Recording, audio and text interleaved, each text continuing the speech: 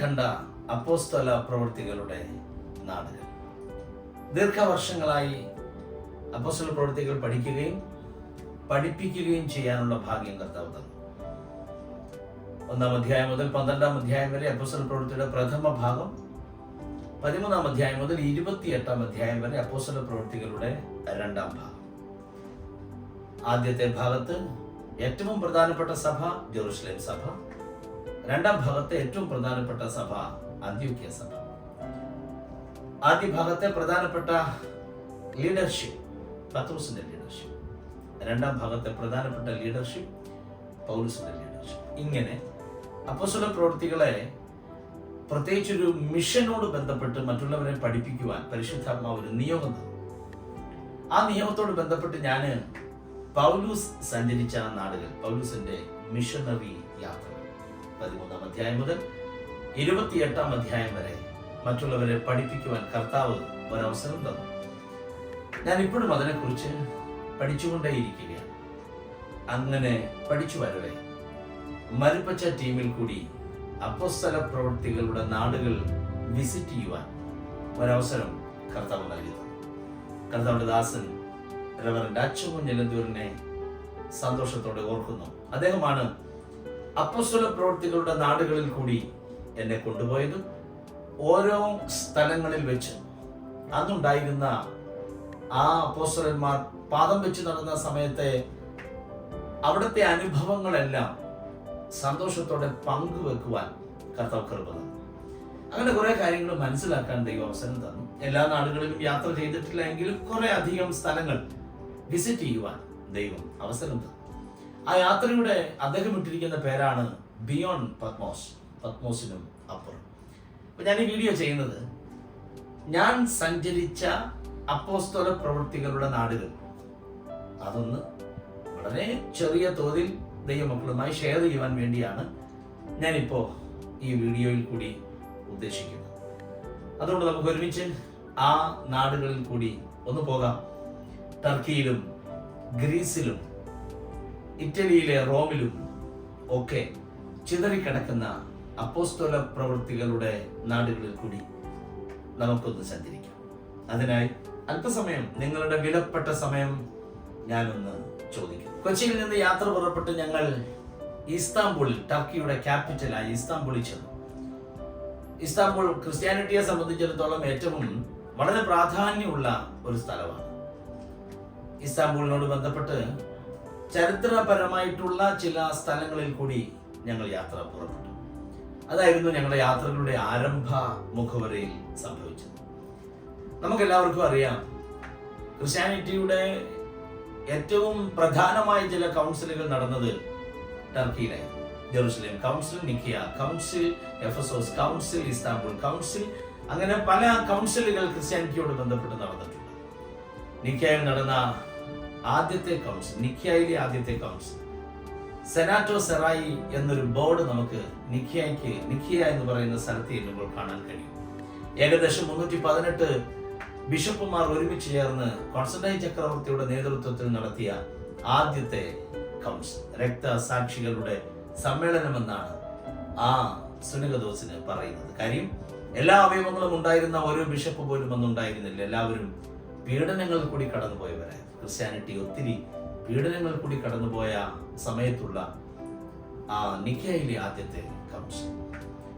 നിക്കയിലെ രണ്ടാമത്തെ കൗൺസിൽ നടന്നത്, ആ പള്ളി ഇന്നും അവിടെ അവശേഷിക്കുന്നുണ്ട്. അത് ക്രിസ്തീയ ദൈവാലയമാണെങ്കിലും ഇന്നത് മുസ്ലിം സഹോദരങ്ങളുടെ കയ്യിലാണ്. അതവര് നമുക്ക് പ്രാർത്ഥിക്കുവാനോ ആരാധിക്കാനോ ഒന്നും വിട്ടുതരാറില്ല. നിങ്ങൾ ഈ പള്ളി ഒന്ന് കണ്ടാൽ നമ്മളൊരു സന്ദർശകരെ പോലെ ചെന്ന് കണ്ടിട്ട് തിരികെ വരിക എന്നുള്ളതല്ലാതെ നമുക്കിന്ന് അവിടെ അതൊന്നും അനുവദനീയമല്ല. കാരണം ടർക്കി എന്ന രാജ്യത്ത് ക്രിസ്ത്യാനിറ്റി അതുപോലെ വേദനിച്ചതാണ്. ക്രിസ്തീയ സഹോദരന്മാർ ഇന്നും പ്രാർത്ഥിക്കുന്നു. ആ ആലയം തിരികെ കിട്ടുന്നൊരു കാലമുണ്ടെങ്കിൽ അതിനായി സ്തോത്രം. ഞങ്ങൾ അവിടെ ചെന്ന് ദൈവസന്നിധിയിൽ ആ പള്ളിയുടെ പുറത്ത് നിന്നുകൊണ്ട് പ്രാർത്ഥിച്ചതിന് ശേഷം ഞങ്ങൾ തിരികെ വരികയായിരുന്നു. അതാണ് ഇസ്താംബുളിലെ ഞങ്ങളുടെ പ്രഥമ സന്ദർശനം. ശേഷമാണ് ക്രിസ്ത്യാനിറ്റിക്ക് ഒരിക്കലും മറക്കുവാൻ കഴിയാത്ത മറ്റൊരു സ്ഥലം.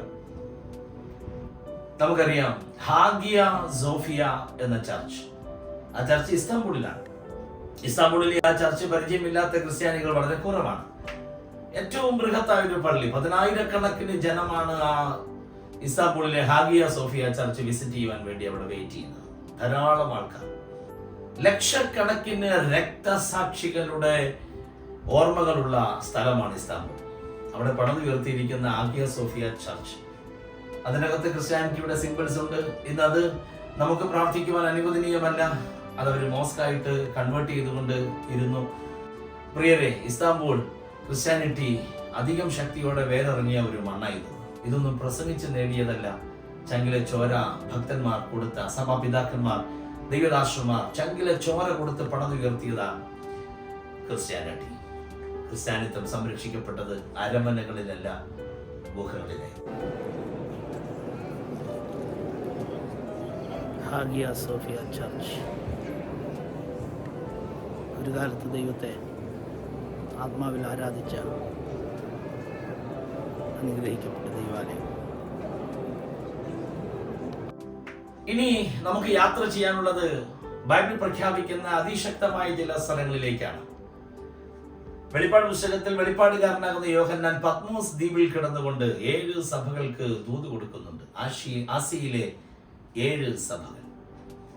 ആ വെളിപ്പാട് പുസ്തകത്തിൽ പറയുന്ന 7 സഭകളുടെ നാട് ടർക്കിയിലാണ്. നമുക്ക് ആ നാട്ടിലേക്ക് ഒന്ന് യാത്ര പുറപ്പെടാം. ആദ്യമായി ഞങ്ങൾ പോയ സ്ഥലം എഫസോസ്. നമുക്കറിയാം, വെളിപ്പാട് പുസ്തകത്തിൽ എഫസോസ് എന്ന് പറയുന്ന ആ സ്ഥലത്ത് അപ്പോസ്തലന്മാർ അതിശക്തമായി വേല ചെയ്തതാണ്. യോഹന്നാൻ അപ്പോസ്തലൻ എഫസോസിലെ ശുശ്രൂഷകനായിരുന്നു. എഫസോസിൽ അപ്പോസ്തല പ്രവൃത്തി 19-ാം അധ്യായം 18-ാം അധ്യായത്തിന്റെ അവസാനമൊക്കെ വായിക്കുമ്പോൾ എഫസോസിൽ പൗലൂസ് എന്നോ അക്വിലാവിനെയും പ്രിസ്കില്ലയും എഫസോസിൽ അവൻ ഇറക്കി വിട്ടു. എന്നിട്ട് പൗലൂസ് നേരെ കൈസരിയ വഴി യെരൂശലേമിലെത്തി അന്ത്യോക്യയിൽ പോയി എന്നാണ് 18-ാം അധ്യായം അവസാനിക്കുമ്പോൾ വായിക്കുന്നത്. എന്നാൽ 19-ാം അധ്യായം തുടങ്ങുമ്പോൾ പൗലൂസ് തിരിച്ച് എഫസോസിൽ വരികയാണ്. ആർത്തമീസിന്റെ മണ്ണിൽ എഫസോസിൽ വന്നു. 12 ശിഷ്യന്മാരെ അവിടെ സ്ഥാനമേൽപ്പിച്ചു. അവർ പരിശുദ്ധാത്മാവിനാൽ നിറഞ്ഞു. അങ്ങനെ എഫസോസിലെ ആർത്തമീസിന്റെ അടിത്തറ അവിടെ ഇളകുകയാണ്. ദൈവസഭ അവിടെ ശക്തമായി ഉയരുകയാണ്. എഫസോസിൽ വെച്ച് ഞാൻ മൃഗയുദ്ധം ചെയ്തു എന്നൊക്കെ അപ്പോസ്തലനാകുന്ന വിശുദ്ധ പൗലൂസ് ലേഖനദ്വാര നമ്മോട് പറയുന്നതൊക്കെ നമുക്ക് മറക്കാൻ ഒക്കത്തില്ല. 10,000-കണക്കിന് ജനം ഒരുമിച്ചിരിക്കുന്ന റോമൻ ഗാലറി എഫസോസിലുള്ളതാണ്. കാണുക, ആ എഫസോസിലെ റോമൻ ഗാലറിയിൽ 100-കണക്കിന് 1000-കണക്കിന് ക്രിസ്ത്യാനികൾ സിംഹങ്ങൾക്ക് ഇരയാകുന്നു. ആ മൃഗയുദ്ധത്തെ കുറിച്ച് പൗലൂസ് തന്റെ ലേഖനദ്വാര നമ്മെ അറിയിക്കുന്നു. ആർതെമീസിന്റെ മണ്ണിൽ അതിശക്തിയോടെ ദൈവ രാജ്യത്തിന്റെ ശക്തി ഉയർത്തിയ അപ്പോസ്തല പ്രവൃത്തികളുടെ പുസ്തകം. കുറെ ദിവസം എടുത്ത് നടന്ന് യാത്ര ചെയ്ത് കാണുവാനുള്ള പുരാതന പട്ടണം എഫസോസിലുണ്ട്. ഈ ബൈബിൾ നാടുകളിലൊക്കെ ആ പുരാതന പട്ടണത്തിന്റെ ബാക്കി പത്രങ്ങളുണ്ട്. എഫസോസിൽ നിന്ന് ഞങ്ങൾ വീണ്ടും യാത്ര പുറപ്പെടുകയാണ്. ഇനി നമ്മൾ പോകുന്നത് സർദീസിലേക്കാണ്. സർദീസിലെ സഭയുടെ ദൂതന് എഴുതുക. ദൈവ വചനത്തിൽ നമ്മൾ വായിക്കുന്നു. സർദീസിൽ നമ്മൾ ചെന്നപ്പോൾ കാണുവാൻ കഴിയുന്ന അവിടെ പുരാതനമായ പഴയ ഒരു സിനഗോഗ് ഉണ്ട്. നമുക്ക് സർദീസിൽ ചെല്ലുമ്പോൾ വളരെ പ്രത്യേകമായി കാണാൻ പറ്റുന്ന, അവിടെ എല്ലാം അർതെമിസിന്റെ വലിയ വലിയ ക്ഷേത്രത്തിന്റെ ബാക്കി പത്രങ്ങൾ നമുക്ക് അവിടെ കാണാൻ കഴിയും. അപ്പോസ്തലിക കാലത്ത്, പ്രത്യേകിച്ച് 4-ാം നൂറ്റാണ്ടിൽ പണി കഴിപ്പിച്ച അപ്പോസ്തലിക സഭയുടെ ഒരു ബാക്കി പത്രം നമുക്ക് അവിടെ കാണാൻ കഴിയും. ഞാൻ എന്റെ സഭയെ പണിയും, പാതാള ഗോപുരങ്ങൾ അതിനെ ജയിക്കയില്ല എന്ന് യേശു കർത്താവ് പറഞ്ഞ വചനത്തിന്റെ ആഴം എന്താണെന്നുള്ളതൊക്കെ സർദീസിൽ ചെല്ലുമ്പോൾ നമുക്ക് കാണുവാൻ കഴിയും. ഇത് നിങ്ങൾ കാണുന്നത് സർദീസാണ്. ഒത്തിരി ദൂരം നടന്ന് കാണുവാനുള്ള റോമൻ റോഡുകളും ഒക്കെ സർദീസിൽ ഇന്നും ബാക്കിയായി അവശേഷിക്കുന്നുണ്ട്. സർദീസിലെ സഭയുടെ ദൂതന് എഴുതുക. ഞാനിപ്പോൾ ആയിരിക്കുന്നത് സർദീസിലാണ്. ഇനി നമ്മൾ യാത്ര പുറപ്പെടുന്നത് സ്മുർനായിലേക്കാണ്. സ്മുർനായിലെ സഭയുടെ ദൂതനെ എഴുതുക. സ്മുർനായിക്ക് ഇന്ന് പറയുന്ന പേര് ഇസ്മീർ എന്നാണ്. അവിടെ ചെല്ലുമ്പോ ഇന്ന് നമുക്കവിടെ കാണുവാൻ കഴിയുന്ന ഒരു പ്രത്യേകത, പോളികാർപ്പിന്റെ പേരിലുള്ള ഒരു പള്ളി നമുക്കവിടെ കാണാൻ കഴിയും. പോളികാർപ്പിന്റെ പേരിലുള്ള ഒരു പള്ളി. യോഹന്നാന്റെ ശിഷ്യനായിരുന്നു പോളികാർപ്പ്. യോഹന്നാനെ തിളച്ച എണ്ണയിൽ ഇട്ടിട്ട് എണ്ണ ഫ്രീസായി പോയി. ആ ദൈവ മനുഷ്യന്റെ ശിഷ്യനാണ് പോളികാർപ്പ്.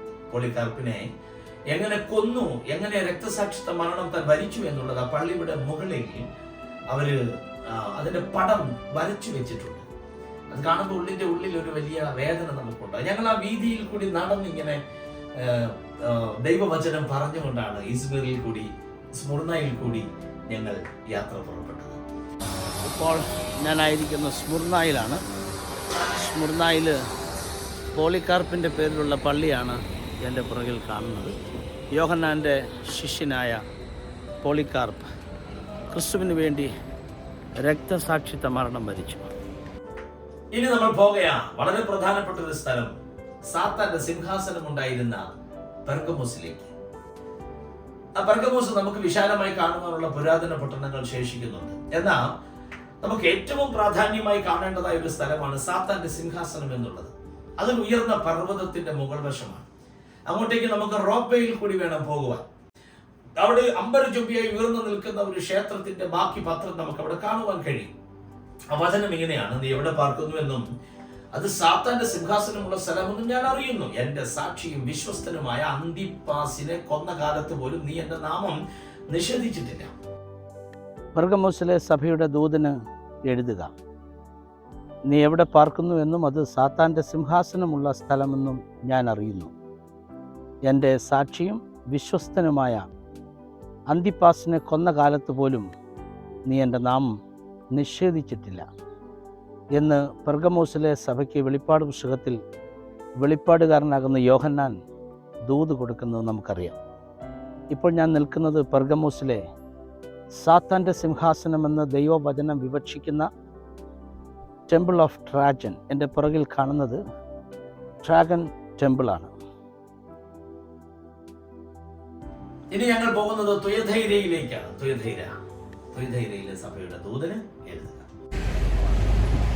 ഞാനിപ്പോൾ തുയഥൈര എന്ന് പറയുന്ന സ്ഥലത്താണ് വന്നു നിൽക്കുന്നത്. ഫിലദൽഫിയയിലെ സഭയുടെ ദൂതന് എഴുതുക. നമ്മളവിടെ ചെല്ലുമ്പോൾ ഒരു ബോർഡ് കാണാം: സെന്റ് ജോൺ ചർച്ച്, യോഹന്നാന്റെ സഭ.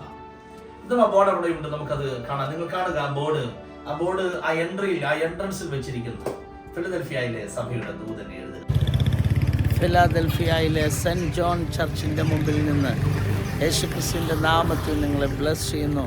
ആരും അടയ്ക്കാതെ വണ്ണം തുറക്കുന്നവൻ, ആരും തുറക്കാതെ വണ്ണം അടയ്ക്കുന്നവൻ, ദാവീദിൻ്റെ താക്കോൽ കൈവശമുള്ളവൻ അരുളി ചെയ്യുന്നു: ഇതാ ഞാൻ നിന്റെ മുമ്പിൽ ഒരു വാതിൽ തുറന്നു വെച്ചിരിക്കുന്നു. ഹല്ലേലൂയ. ലവോദിക്കയിലെ സഭയുടെ ദൂതന് എഴുതുക: നീ ശീതവാനുമല്ല ഉഷ്ണവാനുമല്ല, നീ ശീതോഷ്ണവാനാകയാൽ നിന്നെ ഞാൻ എൻ്റെ വായിൽ നിന്ന് ഉമിർന്നു കളയുമെന്ന് വിശുദ്ധ തിരുവെഴുത്തിൽ നാം വായിക്കുന്നു. ലവോദിക്ക എന്നുള്ള ആ സ്ഥലം ഒത്തിരി വിശാലമാണ്. എത്ര നടന്നാലും തീരത്തിൽ ദിവസങ്ങളോളം നടന്ന് കാണത്തക്കവണ്ണമുള്ള വിശാലമായ കുറെ കാഴ്ചകൾ നമുക്ക് ലവോദിക്കയിൽ ചെല്ലുമ്പോൾ കാണുവാൻ കഴിയും. ഞാൻ ആക്ച്വലി അവിടെ ചെന്ന് കഴിഞ്ഞപ്പോഴാണ് നീ ശീതവാനുമല്ല ഉഷ്ണവാനുമല്ല ശീതോഷ്ണവാനാകയാൽ എന്നുള്ള പദപ്രയോഗത്തിന്റെ കോൺടെസ്റ്റ് എന്താണെന്ന് ഞാൻ അവിടെ തിരിച്ചറിഞ്ഞു. എന്തുകൊണ്ടാണ് അങ്ങനെ കർത്താവ് പറഞ്ഞത്, ദൂത് അറിയിച്ചത് എന്നുള്ളത് അറിഞ്ഞപ്പം ഒത്തിരി ആവേശം. ഞാൻ ആ ഭാഗങ്ങളിലേക്കൊന്നും പോകുന്നില്ല, കാരണം എനിക്ക് ബൈബിൾ നാടുകൾ പരിചയപ്പെടുത്തുക എന്നുള്ളതാണ് എന്നെ നിക്ഷിപ്തമായിരിക്കുന്ന ഏറ്റവും വലിയ കർത്തവ്യം. അവിടെ 4-ാം നൂറ്റാണ്ടിൽ ആരാധിച്ചുകൊണ്ടിരുന്ന ആലയത്തിന്റെ ബാക്കി പത്രം അവിടെയുണ്ട്, സ്നാനക്കുളം അവിടെയുണ്ട്. എന്നാൽ നമ്മുടെ കണ്ണുകൾ ഈറനണിയിക്കുന്ന ഒരു വലിയ കാഴ്ചയും കൂടി ലവോദിക്കയിലുണ്ട്. ആയിരക്കണക്കിന് ക്രിസ്ത്യാനികൾ തകർന്നടിഞ്ഞ ഒത്തിരി ക്രിസ്ത്യാനികൾ സിംഹങ്ങൾക്ക് ഇരയായി മാറിയ റോമൻ ഗാലറി ലവോദിക്കയിൽ കാണുമ്പോൾ നമ്മുടെ ഉള്ളം അങ്ങോട്ട് വേദനിക്കും. കാര്യം അവരുടെ അസ്ഥികൾ മാത്രം ഈ മണ്ണിൽ ചില മിനിറ്റുകൾക്ക് ശേഷം ശേഷിച്ചു. അവരെല്ലാം സിംഹങ്ങൾക്ക് ഇരയായി മണ്ണ് വിട്ട് പറന്നുപോയി. പക്ഷെ കാഹളം ധ്വനിക്കും, മരിച്ചവർ അക്ഷയരായി ഉയർക്കുമ്പോൾ അന്ന് സിംഹങ്ങൾക്ക് ഇരയായ ഭക്തന്മാർ ഉയർത്തെഴുന്നേൽക്കും.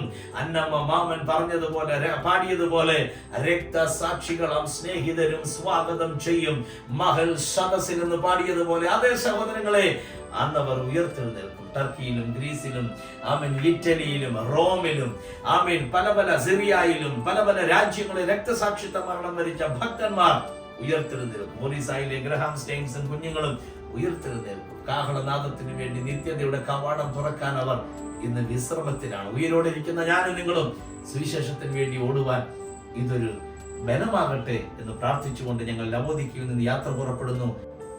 ഇനി നമുക്ക് കൊലോസിയിലേക്കാണ് പോകേണ്ടത്. കൊലോസിയ ലേഖനം നമുക്ക് സുപരിചിതമാണ്. കൊലോസിയിൽ നിന്നുകൊണ്ട് ഞാൻ നിങ്ങളെ വന്ദനം ചൊല്ലുന്നു. അവൻ അദൃശ്യനായ ദൈവത്തിൻ്റെ പ്രതിമയും സർവസൃഷ്ടിക്ക് മുമ്പേ ആദ്യജാതനുമാകുന്നു.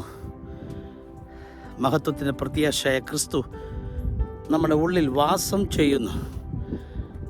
അപ്പോസ്തലനാകുന്ന വിശുദ്ധ പൗലോസ് കൊലോസ്യർക്ക് എഴുതിയ ലേഖനത്തിൽ നമ്മൾ വായിക്കുന്നു.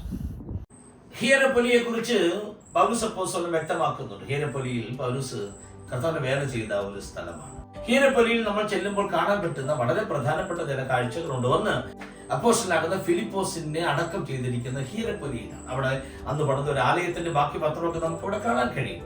അതുപോലെ തന്നെ ഹീരപ്പൊലിയിൽ ഹോട്ട് സ്പ്രിങ്സ് എന്ന് പറയുന്ന ഒരു ഏരിയയുണ്ട്. ചൂട് ഉറവകൾ എന്ന് വെച്ചാൽ നമുക്ക് മഞ്ഞുമലകളൊക്കെ കാണുമ്പോൾ പെട്ടെന്ന് തണുത്ത അന്തരീക്ഷങ്ങൾ തോന്നും. പക്ഷെ ഇതൊരു വെള്ള മൂടിക്കിടക്കുന്ന ഒരു പാറയ്ക്കകത്തു നിന്ന് പുറത്തേക്ക് വരുന്ന വെള്ളം ചൂട് വെള്ളമാണ്. അതൊരു വളരെ പ്രത്യേകതയുള്ള ഭാഗമാണ്. ഹീരപ്പൊലിയിൽ മാത്രം നമ്മൾ ആ നാട്ടിൽ കാണുന്ന ഒരു പ്രത്യേകതയാണ് ഹോട്ട് സ്പ്രിങ്സ്. ഹീരപ്പൊലിയിലെ അതാണ്. ഹീരപ്പൊലിസിലെ ബസിലിക്കയാണ്. ഇവിടെയാണ് അപ്പോസ്തലനാകുന്ന ഫിലിപ്പോസിനെ അടക്കിയിരിക്കുന്നത്. ടർക്കിയിൽ വെച്ച് താൻ രക്തസാക്ഷിയാവുകയായിരുന്നു. ആ ശവക്കല്ലറയോട് ബന്ധപ്പെട്ടാണ് ഈ ബസിലിക്ക പണിതിരിക്കുന്നത്. ഹീരപ്പൊലിസിൽ നിന്ന് ഇനി ടർക്കിയിൽ നിന്ന് യാത്ര പുറപ്പെടാൻ പോകുകയാണ്. ഞാൻ യാത്ര ചെയ്ത യാത്രയുടെ ഏകദേശം അതേ റൂട്ടിൽ കൂടിയാണ് ഞാനിപ്പോൾ നിങ്ങളോട് സംസാരിച്ചുകൊണ്ടിരിക്കുന്നത്. സത്യത്തിൽ ഇനി ഞങ്ങൾ പുറപ്പെടുന്നത് വളരെ പ്രാധാന്യമുള്ള, ബൈബിൾ വളരെ ഉയരെ പ്രഖ്യാപിക്കുന്ന, വളരെ കോസ്റ്റ്ലി ആയ, ബ്യൂട്ടിഫുൾ ആയ ഒരു ഐലൻഡ്. പേര് പത്മോസ്. പത്മോസ് ഐലൻഡിലാണ് യോഹന്നാൻ അപ്പോസ്തലൻ നാട് കടത്തപ്പെട്ടത് ഡൊമീഷ്യന്റെ കാലത്ത്. ഞങ്ങൾ ഈ യാത്രയെല്ലാം പുറപ്പെട്ട ഒടുവിൽ ഞങ്ങൾ ടർക്കിയിലെ എഫെസോസിൽ വന്ന് രാപാർത്തതിനു ശേഷം രാവിലെ എഫെസോസിലെ ഒരു തുറമുഖ പട്ടണമാണ് എഫെസോസ്. എഫെസോസിലെ കുസാഡസി എന്ന് പറയുന്ന ആ തുറമുഖത്ത് നിന്ന് ഞങ്ങൾ ഒരു ബോട്ടിൽ യാത്ര പുറപ്പെടുകയാണ്. 4-5 മണിക്കൂർ ഈജിയൻ കടലിൽ കൂടി നേരെ പത്മോസിലേക്ക് യാത്ര പുറപ്പെടുകയാണ്. ഇപ്പോൾ ഞങ്ങൾക്ക് പത്മോസ് ഐലൻഡിൽ എത്തുവാൻ കർത്താവ് കൃപ തന്നു. ഏതാണ്ട് 4-4.5 മണിക്കൂർ യാത്ര ചെയ്ത് എഫെസോസിലെ കുസാഡസി എന്ന് പറയുന്ന തുറമുഖ പട്ടണത്തിൽ നിന്ന് ഞങ്ങൾ കുസാഡസി എക്സ്പ്രസ് എന്ന പേരുള്ള ഈ യാത്രാവാഹനത്തിലാണ് ഞങ്ങൾ എഫെസോസിൽ നിന്ന് പത്മോസിലേക്ക് യാത്ര ചെയ്തത്. ക്ഷേമത്തോടെ ഇവിടെ എത്തുവാൻ കർത്താവ് കൃപ നൽകി. ഈജിയൻ കടലിൽ കൂടിയുള്ള യാത്ര മറ്റ് യാതൊരു ബുദ്ധിമുട്ടും കൂടാതെ ഇവിടെ എത്തിച്ചേരാൻ കർത്താവ് കൃപ തന്നു. അപ്പോസ്തലനാകുന്ന വിശുദ്ധ യോഹന്നാൻ ഡൊമീഷ്യൻ ചക്രവർത്തിയാൽ നാട് കടത്തപ്പെട്ട പത്മോസ് ഐലൻഡാണ് ഇപ്പോൾ നിങ്ങൾ കാണുന്നത്. പത്മോസ് ഐലൻഡിൽ നിന്ന് ഞങ്ങൾ കോസ് എന്ന് പറയുന്ന ദ്വീപിലേക്കാണ് യാത്ര പുറപ്പെട്ടത്. ആക്ച്വലി അപ്പോസ്തല പ്രവൃത്തികൾ പഠിപ്പിക്കുന്ന സമയത്തും 21-ാം അധ്യായം തുറക്കുമ്പോൾ പിറ്റേന്ന് ഞങ്ങൾ ഓടി കോസിലെത്തി എന്ന് പറയുമ്പോൾ എന്താന്ന് പോലും എനിക്കത് അറിയത്തില്ലായിരുന്നു. പക്ഷേ കർത്താവിന്റെ ദാസൻ എന്നെ ആ പത്മോസ് ഐലൻഡിൽ നിന്ന് അടുത്ത ഒരു ബോട്ടിന് കയറ്റി കോസ് എന്ന് പറയുന്ന ഐലൻഡിൽ എത്തിച്ചപ്പോഴാണ് പൗലോസ് അപ്പോസ്തലനൊക്കെ ഇവിടെ വന്ന് വേല ചെയ്തതാണല്ലോ എന്നുള്ള സത്യം തിരിച്ചറിയുന്നത്. അങ്ങനെ ഞങ്ങൾ കോസിലെത്തി. അവിടെ കോസിലെത്തിയത് തന്നെ അവിടെ നിന്ന് ഈജിയൻ കടലിൽ കൂടി ഒരു രാത്രി മുഴുവൻ യാത്ര ചെയ്ത് ഗ്രീസിലേക്ക്, യൂറോപ്പിലേക്ക് യാത്ര ചെയ്ത് പോകത്തക്കവണ്ണമുള്ള ഒരു വഴിയായിരുന്നു അച്ചുകുഞ്ഞിരുന്ന ഒരു പാസ്റ്റർ ആ ഐറ്റനറിയിൽ അറേഞ്ച് ചെയ്ത് വെച്ചിരുന്നു. അതുകൊണ്ട് തന്നെ കോസിലെ യാത്ര ഞങ്ങൾക്ക് വളരെ ആവേശകരമായിരുന്നു. അതെ, കോസിൽ നിന്ന് ഞാൻ നിങ്ങളെ വന്ദനം ചൊല്ലുന്നു. നമ്മളിനി ഫിലിപ്പിയിലേക്ക് പോകാൻ പോവുകയാണ്. അപ്പോസ്തലപ്രവൃത്തി 16-ാമത്തെ അധ്യായം 9-ാം വാക്യത്തിൽ പൗലോസ് ത്രോവാസിലെത്തി രാത്രി പൗലോസ് കിടന്നുറങ്ങുമ്പോൾ ഒരു സ്വപ്നം കണ്ടു, ഒരു ദർശനം കണ്ടു. ആ ദർശനത്തിൽ മാസിഡോണിയൻ കോളാണ്, മാസിഡോണിയക്കാരനായ ഒരു മനുഷ്യൻ വന്ന് തന്നെ വിളിക്കുകയാണ്. അപ്പോൾ തന്നെ താൻ ശീലാസിനോടും തിമോത്തിയോസിനോടും ലൂക്കോസിനോടും ഒക്കെ ചേർന്ന് പറയുക, നമുക്ക് പോകാം, നമ്മളെ വിളിച്ചിരിക്കുന്നത് മാസിഡോണിയയിലേക്കാണ്. അങ്ങനെ പൗലോസ് സമത്രുക്ക വഴി, നിയാപോലിസ് വഴി കടലിൽ കൂടി സഞ്ചരിച്ച് പായ്ക്കപ്പലിൽ യാത്ര ചെയ്ത് ഫിലിപ്പിയായിൽ എത്തി എന്നാണ് 16-ാമത്തെ അധ്യായത്തിൽ വായിക്കുന്നത്. ഫിലിപ്പിയായി ചെന്നപ്പോ അവിടെ പുഴവക്കത്ത് സഹോദരിമാർ വന്നിരിക്കുന്നു. പൗലോസ് അവിടെ നിന്നുകൊണ്ട് ദൈവവചനം പ്രസ്താവിക്കുകയാ. ആ പുഴ ഇന്നും ഒഴുകും. കാണുക, ആ പുഴ ഇന്നും ഒഴുകിക്കൊണ്ടേയിരിക്കുകയാണ്. നമ്മളവിടെ ചെല്ലുമ്പോൾ ഒത്തിരി സന്തോഷമുണ്ട്. കാരണം ലുദിയ സ്നാനപ്പെട്ട ആ കടവില് തൊട്ടടുത്ത് പണിതിരിക്കുന്ന ഒരു പള്ളി നമുക്ക് കാണാം. ലുദിയായുടെ പേരിലാണ് ആ പള്ളി അറിയപ്പെടുന്നത്. ആ പള്ളിയുടെ അകത്ത് നമ്മൾ കയറുമ്പോൾ പൗലോസിന്റെ മിഷണറി യാത്ര അവിടെ ചിത്രകാരന്റെ ഭാവനയിൽ നന്നായിട്ട് ക്ലിയർ ആയിട്ട് വരച്ചു വെച്ചിരിക്കുക. നമ്മൾ അവിടെ നിൽക്കുന്ന താഴെ ഇങ്ങനെ ചവിട്ടുമ്പോൾ എവിടെയാണ്? അന്ത്യോക്യയിലാണോ, നവപ്പൊലിയിലാണോ, സമത്രക്കയിലാണോ, അംഫിപ്പൊലിസിലാണോ, അപ്പലോനിയിലാണോ, തെസലോനിക്കയിലാണോ, ബെരോവയിലാണോ, പറയാനൊക്കത്തില്ല. അതുപോലെ ആ ഫ്ലോർ അവർ അറേഞ്ച് ചെയ്തിരിക്കുകയാണ്. മനോഹരമായിരിക്കുന്നു ഫിലിപ്പിയ. അതുപോലെ തന്നെ ഫിലിപ്പിയായി നമ്മൾ നടന്നു ചെല്ലുമ്പോൾ ഒത്തിരി പുരാതന പട്ടണങ്ങളുടെ ബാക്കി ശേഷിപ്പുകൾ നമുക്ക് അവിടെ കാണുവാൻ കഴിയും. അതിൽ വളരെ പ്രധാനപ്പെട്ട ഒന്നാണ് പൗലോസ് കാൽനടയായി സഞ്ചരിച്ചു വന്ന റോമൻ റോഡ് നമുക്കവിടെ കാണാൻ കഴിയും. ഫിലിപ്പിയായി പട്ടണത്തിലെ റോമൻ റോഡാണ് നിങ്ങൾ കാണുന്നത്. അപ്പോസ്തലനാകുന്ന വിശുദ്ധ പൗലോസ് ക്രിസ്തു നിമിത്തം സുവിശേഷത്തിന് വേണ്ടി ഫിലിപ്പിയ പട്ടണത്തിൽ നടന്നും അലഞ്ഞും വേല ചെയ്ത് കർത്താവിന് വേണ്ടി ദേശത്തെ നേടുവാൻ അത്യധ്വാനം ചെയ്ത ചങ്ങല ധരിച്ച ക്രിസ്തുവിന്റെ സ്ഥാനാപതി. തന്നെയല്ല, 16-ാമത്തെ അധ്യായത്തിൽ അപ്പോസ്തലന്മാരാകുന്ന പൗലോസിനെയും ശീലാസിനെയും അടിച്ച് 2 കാലം ആമത്തിലിട്ട് കാരാഗ്രഹത്തിൽ കൊണ്ടിട്ടു. ഫിലിപ്പിയിലെ കാരാഗ്രഹം തകർന്നുപോയ ആ കാരാഗ്രഹത്തിന്റെ ശേഷിപ്പുകൾ നമുക്ക് അവിടെ കാണുവാൻ കഴിയും. പൗലോസും ശീലാസും അർദ്ധരാത്രിയിൽ പാടി സ്തുതിച്ചപ്പോ ആ കാരാഗ്രഹത്തിന്റെ അടിത്തറകൾ കുലുങ്ങുവാനിടയായി. ഫിലിപ്പിയയിൽ നിന്ന് ഞാൻ നിങ്ങളെ വന്ദനം ചൊല്ലുന്നു. ഫിലിപ്പിയയിൽ നിന്ന് അപ്പോസ്തലനാകുന്ന വിശുദ്ധ പൗലോസ് അംഫിപ്പൊലിസ് വഴി അപ്പലോനിയ വഴി തെസലോനിക്കയിലേക്ക് പോയെന്നാണ് വിശുദ്ധ തിരുവെഴുത്തിൽ വായിക്കുന്നത്. Praise the Lord. ഞാനിപ്പോൾ തെസലോനിക്ക എന്ന സ്ഥലത്താണ്, ഗ്രീസിൽ തെസലോനിക്ക. അപ്പോസ്തലനാകുന്ന വിശുദ്ധ പൗലോസ് ലീഹ തെസലോനിക്കയിൽ വന്ന് കർത്താവിനെ ശുശ്രൂഷിച്ചു എന്ന അപ്പോസ്തല പ്രവൃത്തി 17:1 വായിക്കുന്നു. ഫിലിപ്പിയായിൽ നിന്ന് ഏതാണ്ട് 6 ദിവസത്തോളം കാൽനടയായി നടന്നു വന്ന് അംഫിപ്പൊലീസിലും അപ്പലോനിയയിലും കൂടി കടന്ന് പൗലോസ് തെസലോനിക്കയിലെത്തി. ആ തെസലോനിക്കയിൽ നിന്നുകൊണ്ടാണ് ഞാനിപ്പോൾ നിങ്ങളോട് സംസാരിക്കുന്നത്. തെസലോനിക്കയിൽ നിന്ന് ഞങ്ങൾ പിന്നെ ബെരോവയിലേക്ക് പോകുകയാണ്. ബെരോവയിലേക്ക് അപ്പോസ്തലനാകുന്ന വിശുദ്ധ പൗലോസ് ലീഹ പ്രസംഗിച്ച സിനഗോഗിൻ്റെ അതേ കല്ലുകളിലാണ് ഞാനും ഇപ്പോൾ ബെരോവയിൽ ഇരിക്കുന്നത്. ഏതൻസിലേക്ക് അഥേനയിലേക്കുള്ള യാത്രയാണ്. അഥേനയിലേക്ക് അപ്പോസ്തല പ്രവൃത്തി 17-ാമത്തെ അധ്യായത്തിൽ അപ്പോസ്തലനാകുന്ന വിശുദ്ധ പൗലോസ് ലീഹ നേരെ തെസലോനിക്കയിൽ നിന്ന് ബെരോവയിൽ വന്ന് ബെരോവയിൽ നിന്ന് ഏതൻസിലെത്തി എന്ന് ദൈവത്തിന്റെ വചനത്തിൽ വായിക്കുന്നുണ്ട്. ഏതൻസിനെ കുറിച്ച് ബൈബിൾ പറയുന്ന വിഗ്രഹങ്ങൾ നിറഞ്ഞിരിക്കുന്ന പട്ടണമാണ് അഥേന എന്ന് ദൈവവചനത്തിൽ വായിക്കുന്നു. ഞങ്ങൾ അങ്ങനെ പുലർച്ചെ ഏതൻസിൽ ചെന്ന് ഇറങ്ങി. ഏതൻസിൽ നിന്ന് ഞങ്ങൾ യാത്ര പുറപ്പെട്ടത് അരയോപക കുന്നിലേക്കാണ്. അരയോപഗസ്. അപ്പോസ്തല പ്രവൃത്തി 17-ാമത്തെ അധ്യായത്തിൽ അരയോപക കുന്നിനെ കുറിച്ച് ബൈബിൾ പറയുന്നുണ്ട്.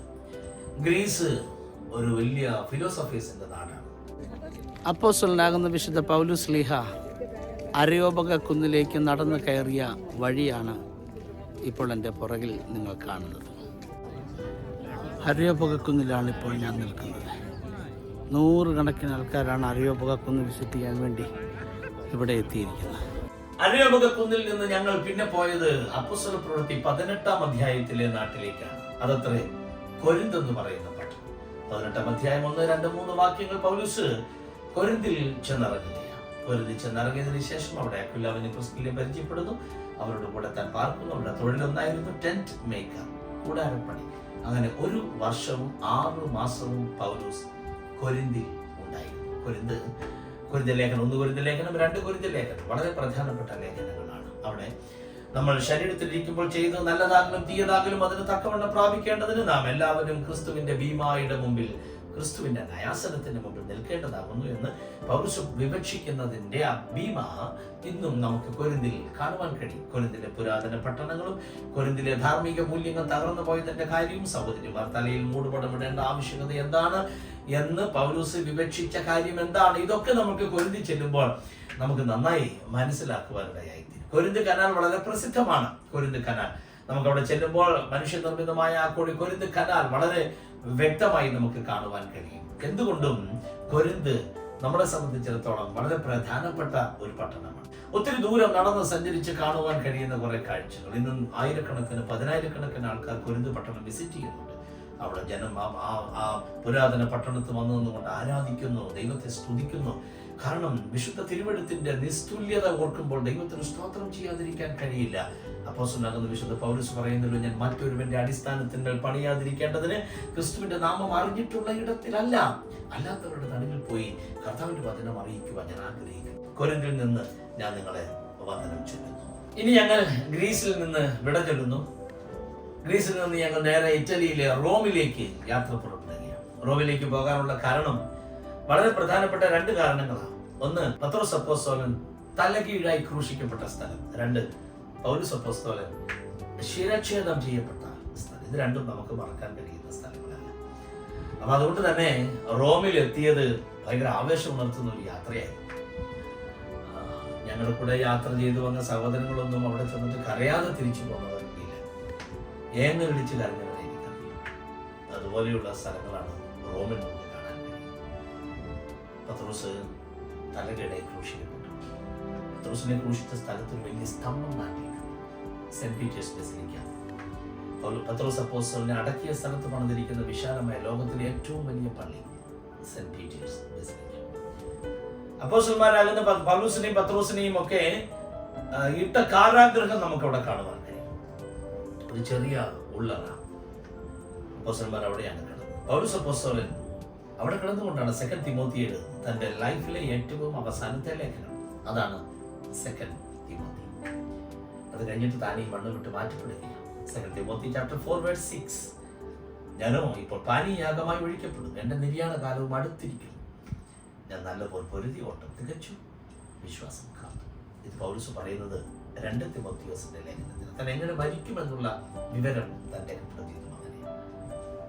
അപ്പോസ്തലനാകുന്ന തിമോത്തിയോസ് എഫെസോസിൽ, ടർക്കിയിലെ എഫെസോസിൽ വേല ചെയ്തുകൊണ്ടിരിക്കുമ്പോൾ അപ്പോസ്തലനാകുന്ന വിശുദ്ധ പൗലോസ് റോമിൽ കടന്നുകൊണ്ട് ഈ ലേഖനം എഴുതുക. ആർക്ക്? തിമോത്തിയോസിന്. എഴുതുന്നയാള് റോമൻ കാരാഗ്രഹത്തിൽ, റോം ഇറ്റലിയിലാണ്. ഇത് ആർക്കാ എഴുതുന്നേ? തിമോത്തിയോസിന്. താനോടാ? എഫെസോസ്. ഞാൻ തിഹിക്കോസിനെ എഫെസോസിലേക്ക് അയച്ചിരിക്കുന്നു. 4:12 മുതൽ വായിക്കുന്നു 2 തിമോത്തി. 2 തിമോത്തിയോസ് ലേഖനം 4:9. വേഗത്തിൽ നീ എൻ്റെ അടുത്ത് പറഞ്ഞു. ഈ ലേഖനം കിട്ടിക്കഴിഞ്ഞാൽ ഉടനെ നീ എൻ്റെ അടുത്ത് പറഞ്ഞു എന്ന് വെച്ചാൽ 6-ാം വാക്യം ഞാൻ മരിക്കാൻ പോവാ. 6-9 ചേർത്ത് വായിച്ചാ എന്റെ കണ്ണടയുന്നതിന് മുമ്പ് എനിക്ക് നിന്നെ കാണും. പക്ഷേ തിമോത്തിയോസിന് പൗലോസിനെ കാണാൻ കഴിഞ്ഞില്ല. അതിനു മുമ്പേ താൻ പ്രിയം വെച്ച കർത്തൃസന്നിധിയിൽ പറന്നു പോകാനിടയായി. തന്നെ ഇട്ട കാരാഗ്രഹം അവിടെ. തന്റെ തല വെട്ടി മാറ്റുന്നത് മറ്റൊരു സ്ഥലത്താണ്. അവിടേക്ക് തന്നെ വലിച്ചു കൊണ്ടുപോയ റോമൻ റോഡ് നമുക്ക് കാണുവാൻ കഴിയും. വളരെ വേദനാജനകവും ഹൃദയഭേദകവുമാണ് പൗലോസിനോട് ബന്ധപ്പെട്ടുള്ള അവസാനത്തെ നാഴിക. പൗലോസിനെ വലിച്ചു കൊണ്ടുപോയി മറ്റൊരു സ്ഥലത്ത് കൊണ്ടുപോയി തല വെട്ടി മാറ്റുന്ന സമയം.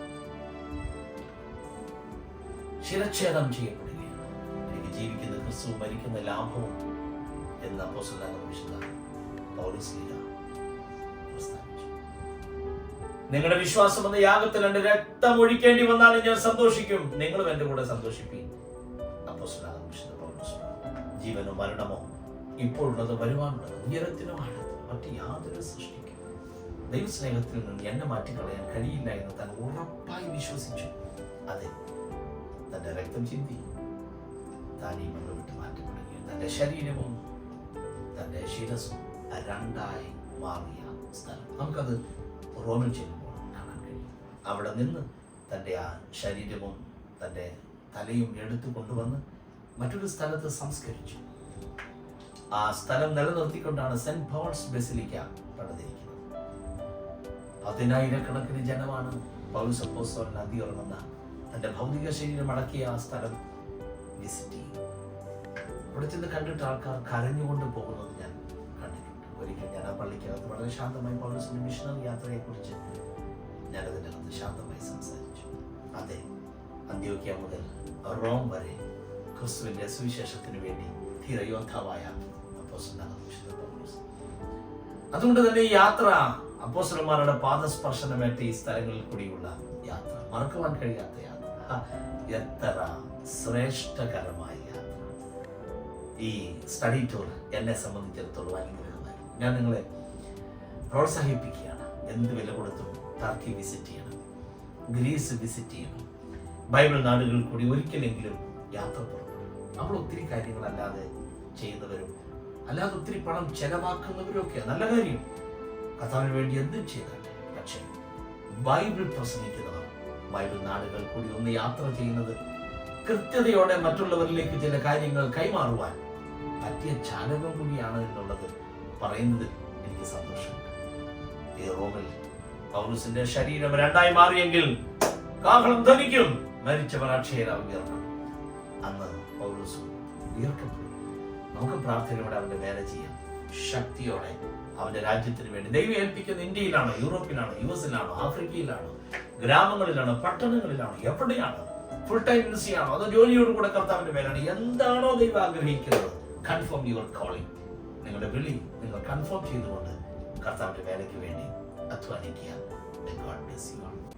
ഇത്രയും ബൈബിൾ നാടുകളിലാണ് ഞാൻ ഈ 3 രാജ്യങ്ങളിൽ സഞ്ചരിച്ചത്. എന്നാൽ ബൈബിൾ പ്രഖ്യാപിക്കുന്ന ചില നാടുകളുണ്ട്. ഒന്ന് മാൾട്ട ഐലൻഡ്, അപ്പോസ്തലപ്രവൃത്തി 28-ാം അധ്യായം. 2 കുപ്രോസ് ഐലൻഡ്, ബർന്നബാസിന്റെ നാട്, അപ്പോസ്തലപ്രവൃത്തി 13-ാം അധ്യായം 4 മുതൽ വായിക്കുമ്പോൾ. 3 ക്രേത്ത ഐലൻഡ്, അപ്പോസ്തലപ്രവൃത്തി 27-ാമത്തെ അധ്യായത്തിൽ അവർ ക്രേത്ത ദ്വീപിന്റെ മറുപറ്റിയോട്. ഈ 3 വിശാലമായ രാജ്യങ്ങൾ, 3 വിശാലമായ സ്ഥലങ്ങൾ ഒരു യാത്രയും കൂടി ക്രമീകരിക്കപ്പെടുന്ന സമയമാണ്. എനിക്കും ആവേശമാണ് പോകുവാൻ. കാര്യം ഞാൻ യാത്ര ചെയ്തിട്ടില്ല. ക്രേത്തയിൽ പോയിട്ടില്ല, മാൾട്ടയിൽ പോയിട്ടില്ല, സൈപ്രസ് അല്ലെങ്കിൽ കുപ്രോസ് പോയിട്ടില്ല. ഞാനും ആഗ്രഹിക്കുക ഈ ബൈബിൾ നാടുകൾ. കാരണം ബർന്നബാസിനോട് ബന്ധപ്പെട്ട്, സെന്റ് മാർക്കിനോട് ബന്ധപ്പെട്ട്, സെന്റ് ലാസറസിനോട് ബന്ധപ്പെട്ട്, അങ്ങനെ ധാരാളം അപ്പോസ്തല പ്രവൃത്തികളിലെ ഈ നാടുകളിൽ ദൈവഭക്തന്മാരോട് ബന്ധപ്പെട്ടുള്ള ഒത്തിരി ഓർമ്മകൾ അന്തി ഉറങ്ങുന്നുണ്ട്. അതൊന്ന് തപ്പിയെടുക്കണം, അവിടെ പോയി ഒന്ന് കാണണം. അവിടെ എന്തൊക്കെ സംഭവിച്ചു, എങ്ങനെ അപ്പോസ്തലന്മാർ വേല ചെയ്തു, ഇതൊക്കെ ഒന്ന് കാണുവാനും പഠിക്കുവാനും വേണ്ടിയുള്ള ഒരു പഠനയാത്ര അടുത്ത ദിവസങ്ങളിൽ സ്റ്റാർട്ട് ചെയ്യുകയാണ്. ഞാനും ആഗ്രഹിക്കുക പോകണം.